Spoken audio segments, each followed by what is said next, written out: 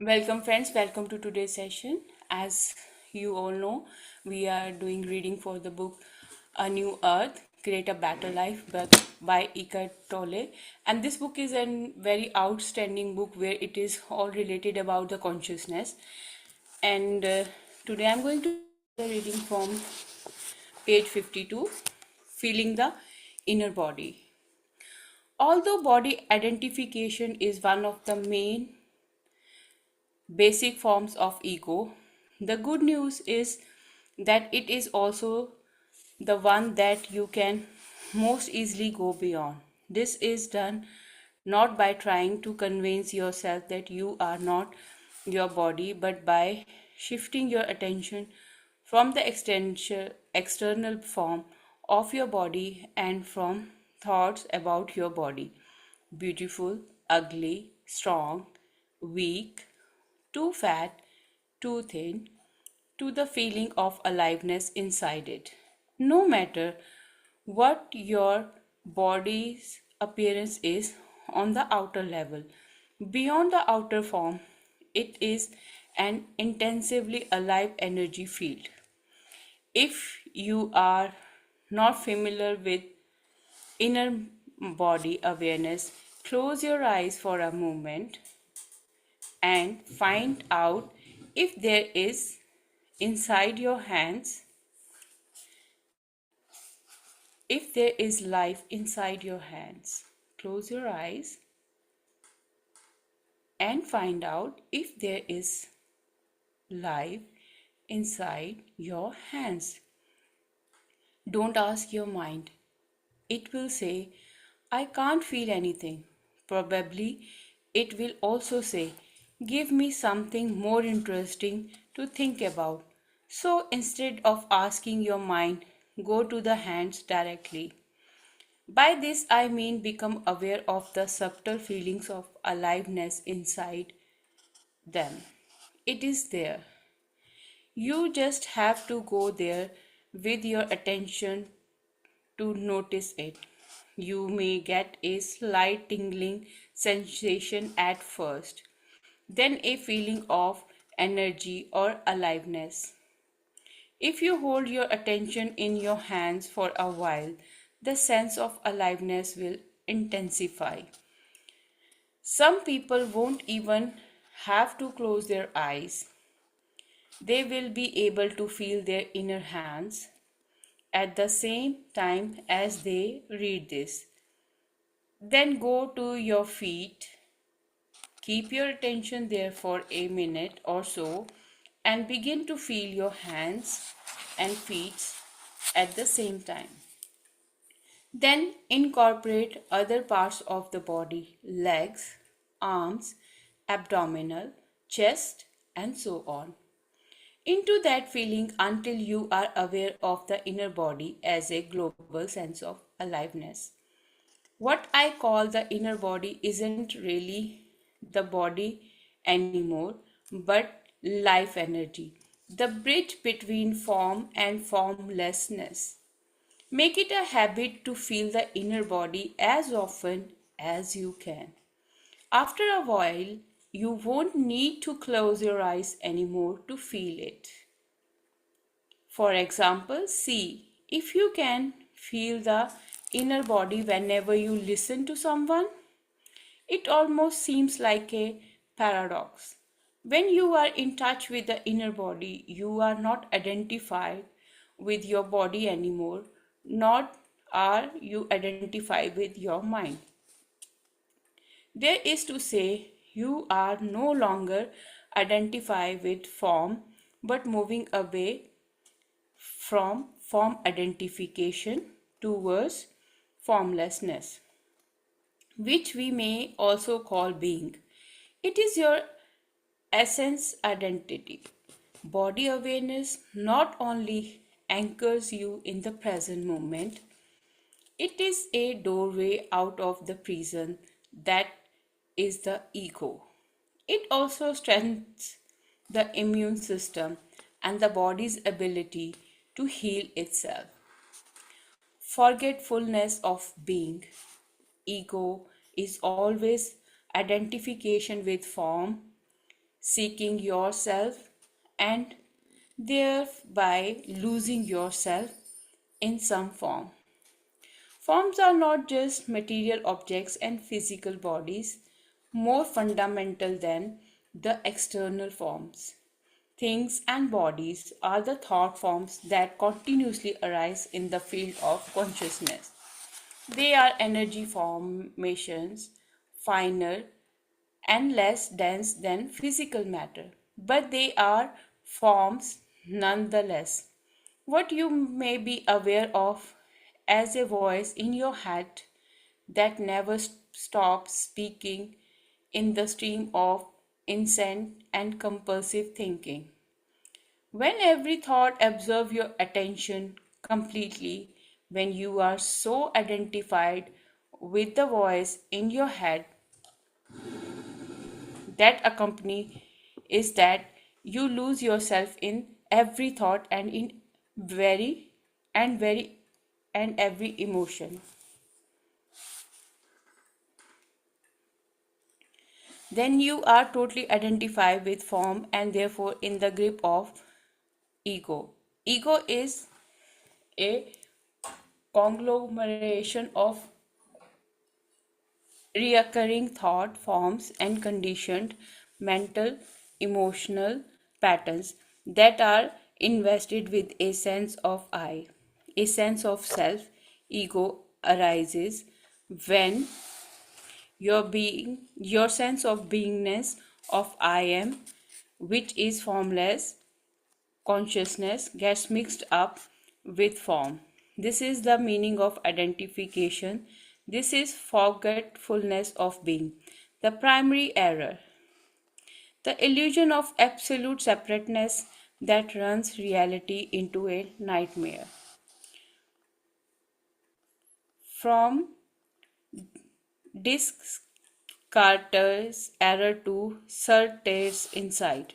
The 17th century philosopher Descartes, regarded as the founder of modern philosophy, gave expressions to this primary error with his famous dichotomy, which he saw as primary truth: I think, therefore I am.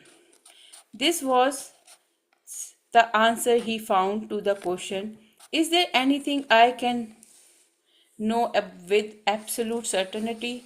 He realized that the fact that he was always thinking was beyond doubt. So he equated thinking with being, that it is to say, identity, I am, with thinking. Instead of the ultimate truth, he had found the root of the ego, but he didn't know that. It took almost 300 years before another famous philosopher saw something in the statement that Descartes, as well as everybody else, had overlooked. His name was Jean Paul Sartre. He looked at Descartes' statement, I think, therefore I am, very deeply and suddenly realized, in his own words, the consciousness that says, I realize. In his own words, the consciousness that says, I am, is not the consciousness that thinks. What did he mean by that? When you are aware that you are thinking, that awareness is not part of thinking, it is a different dimension of consciousness. And it is that awareness that says, I am. If there were nothing but thought in you, you wouldn't even know you are thinking. You would be like a dreamer who doesn't know he is dreaming. You would be as identified with every thought as the dreamer in is with every image in the dream. Many people still live like that, like sleepwalkers trapped in old dysfunctional mindsets that continuously recreate the same nightmarish reality. When you know you are dreaming, you are awake within the dream. Another dimension of consciousness has come in. The implication of Sartre's insight is profound, but he himself was still too identified with thinking to realize the full significance of what he had discovered, an emerging new dimension of consciousness, the peace that passes all understanding. There are many accounts of people who experience that emerging new dimensions of consciousness as a result of tragic loss at some point in their life. Some lost all of their possessions, others their children or spouse, their social position, reputation, or physical abilities. In some cases, through disaster or war, they lost all of these simultaneously and found themselves with nothing. We may call this a limit situation. Whatever they had identified with, whatever gave them their sense of self, had been taken away. Then suddenly and inexplicably, the anguish or intense fear they initially felt gave way to a sacred sense of presence, a deep peace and serenity, and complete freedom from fear. This phenomena must have been familiar to St. Paul, who used the expression, the peace of God, which passed all understanding. It is indeed a peace that doesn't seem to make sense at the people, and the people who experience it ask themselves, in the face of this, how can it be that I feel such peace? The answer is simple. Once you realize what the ego is and how it works, when forms that you had identified with that give you your sense of self collapse or are taken away, it can lead to a collapse of the ego. Since ego is identification with form, when there is nothing to identify with anymore, who are you when forms around you die or death approaches? Your sense of beginningness of I am is freed from its entanglement with form. Spirit is released from its imprisonment in matter. Spirit is released from its imprisonment in matter. You realize your essential identity as formless, as an all pervasive presence of being prior to all forms or identification. You realize your true identity as consciousness itself, rather than what consciousness had identified with. That is the peace of God. The ultimate truth of who you are is not I am this or I am that, but I am. Not everybody who experiences great loss also experiences this awakening, this disidentification from form. Some immediately create a strong mental image or thought form in which they see themselves as a victim, whether it be a circumstances, other people, an unjust fate, or God. This thought form and the emotions it creates, such as anger, resentment, self pity, and so on, they strongly identify with, and it immediately takes the place of all other identification that have collapsed through the loss. In other words, the ego quickly finds a new form. The fact that this new form is a deeply unhappy one doesn't concern the ego too much, as long as it has an identity, good or bad. In fact, this new ego will be more constructed, more rigid, and impenetrable than the old one. Whenever tragic loss occurs, you either resist or you yield. Some people become bitter or deeply resentful.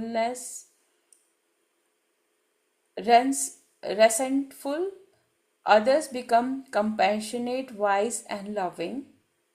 Yielding means inner acceptance of what is. You are open to life. Resistance is an inner construction, a hardening of the shell of the ego. You are closed. Whatever action you take in a state of inner resistance, which we could also call negativity, will create more outer resistance, and the universe will not be on your side. Life will not be helpful. If the shutters are closed, the sunlight cannot come in. When you yield internally, when you surrender, a new dimension of consciousness opens. If action is possible or necessary, your action will be in alignment with the whole and supported by creative intelligence, the unconditional consciousness, which is the state of inner openness. You become one with circumstances and people, then become helpful, cooperative, co coincidences happen. Co-coincidences happens if no action is possible. You rest in the peace and inner stillness that come with the surrender. You rest in God. So today's chapter, three, four chapters were so beautiful. The first one is feeling the inner body. We see our physical body from outer side, and when we connect with that, because we are keep using our senses all the time, we don't even feel our senses that much. Like the author mentioned here, if someone while reading this line, someone who feel the energy, it means they are still deeply connected with their senses. But the person who is not connected deeply with their senses, they won't experience anything. Means their subconscious mind or conscious mind won't connect with this reality, because the brain become a barrier, that how it is possible, how the energy you are feeling in your hand and your feet.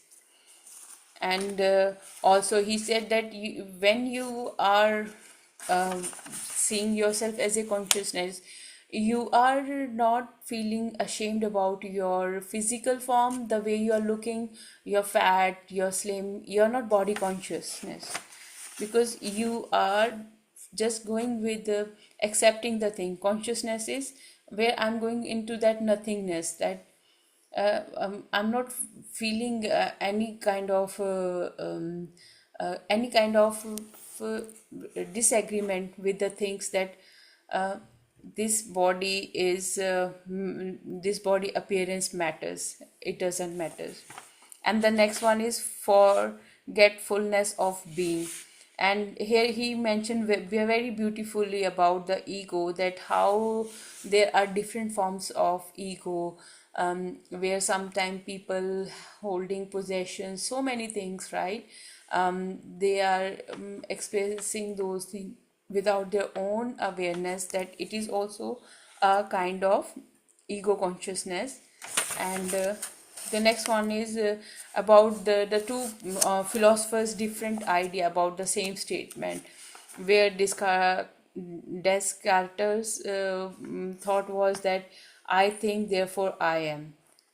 And the Sartre's insight was different from it. He was saying that when the consciousness is there, awareness is there, then it is I am, that there are no two different things, that my mind is thinking and then I'm feeling I am who I am. Like This is also a very deep topic to discuss. And the next one, the peace that passes all understanding. This one um, is a very deep means we all go through that part of our life where sometimes there's some uncertain things happen, we sometimes we lose our loved one, sometimes some unexpected things happen, like right now around the world, well, volcanoes, earthquakes, floods, how they changing the climate, not only the climate, the people who are facing those troubles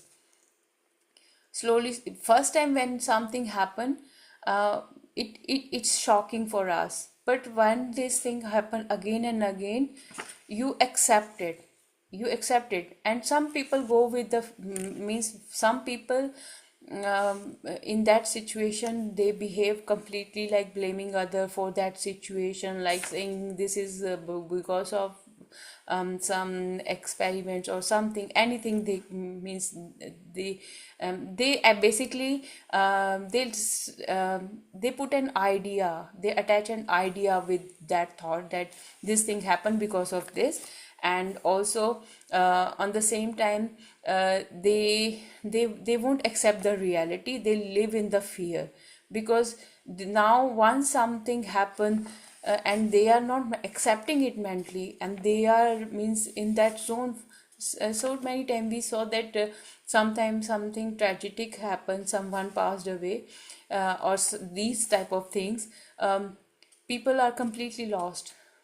And there are on the same situation some other people who uh, who lives in the present moment, they know it happened already, they accept it.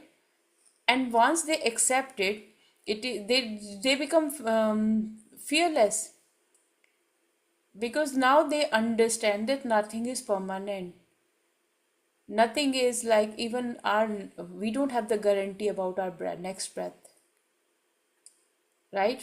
It means you're consciously you are ready for everything, you are living in the present moment, that yeah, this is not something first time happened, it is happening, and it is a reality, I can't deny it. So they accept it in that way, and the transformation happen within them is like they become more helpful towards others, they become more kind towards others, because they've been through so much things that they know end of the day uh, we have to help and support those who are suffering and who can't come out of all these things. It is not easy for everyone on emotional level is not that strong, and that healing journey and transformation happen when we connect with our consciousness and we start living in the present moment. And this piece is like you're surrendering yourself to the god, that god, I'm very happy with whatever the things happening, and you're giving me the strength, and I'm not against anything, and I choose to be wise to myself and to others. So if anyone wants to share anything, please do unmute yourself and share your views regarding today's topic.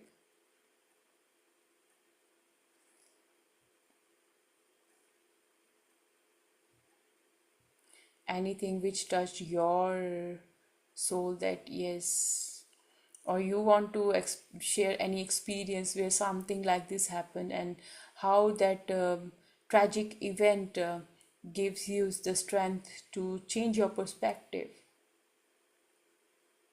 Like it's a sudden transformation, like the war, uncertainties, climate change, so many things happen. And sometimes even so many women when they lost their babies, so many things happen, traumatized, they get traumatized, so many things are there. So anything you think that you want to share, or shall we go with the meditation?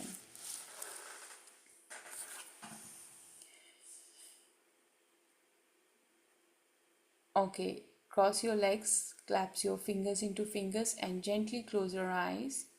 And When you are don't clasp your fingers. Open your eyes, please. You need to leave your hands like this, right? And when I'm guiding, feel the energy on your palms, right? Upward, not downward, like your hands on your thighs, upwards. And just close your eyes. And on your palm, just connect with your palm. And when you're inhaling and exhaling, feel the energy in both of your palms. When we see air, and if you hold a torch in the dark night, and when you walk and you see some particles, the same way we all have the energy inside our body. So when you focus on that energy, you feel tingling on your palms.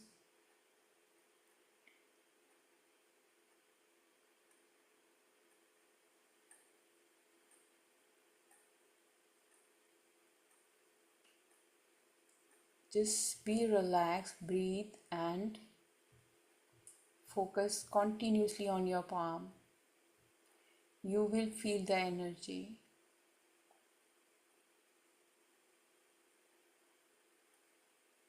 Fully aware, be in this present moment and feel this energy in both of your palms.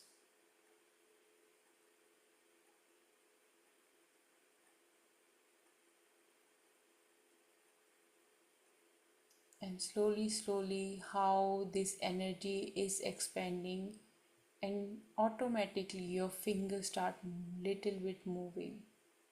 Now your fingers are moving little bit,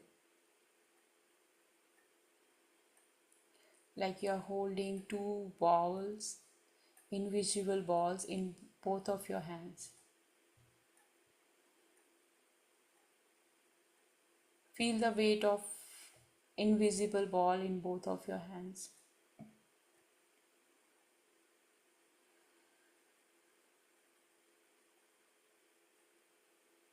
Weight of this ball is very light.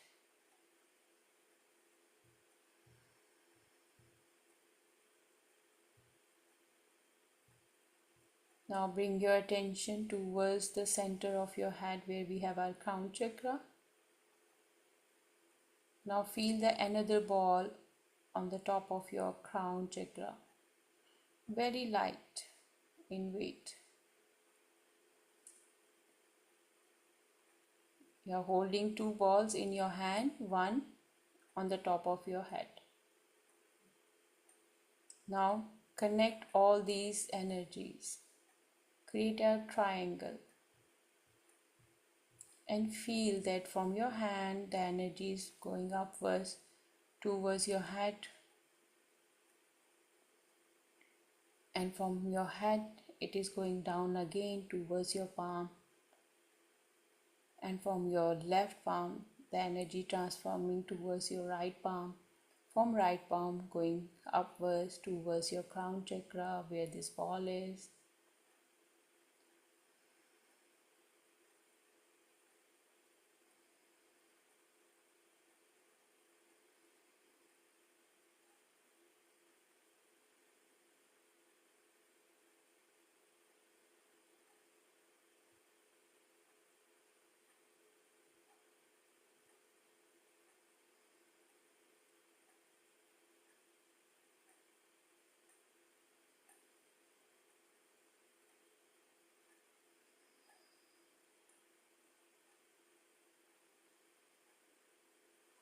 Now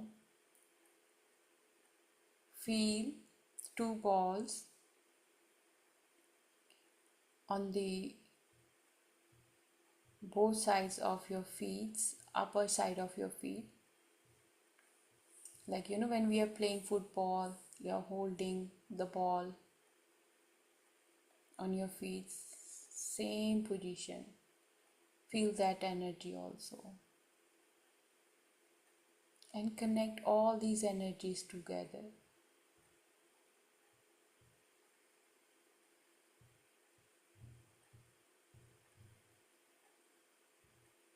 Observe how your entire body, you're feeling those sensations.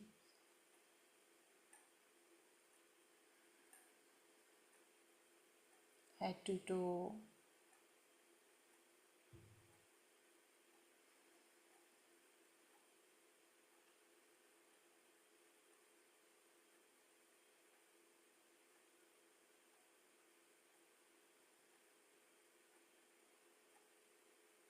Now slowly, slowly open your eyes.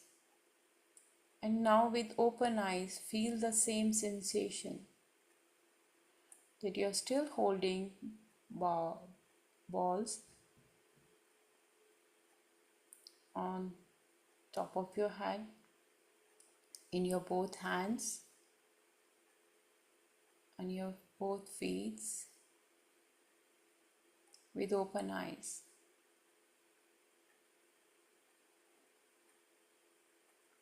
And just observe how your entire body is reacting. You're feeling sensation everywhere inside your body.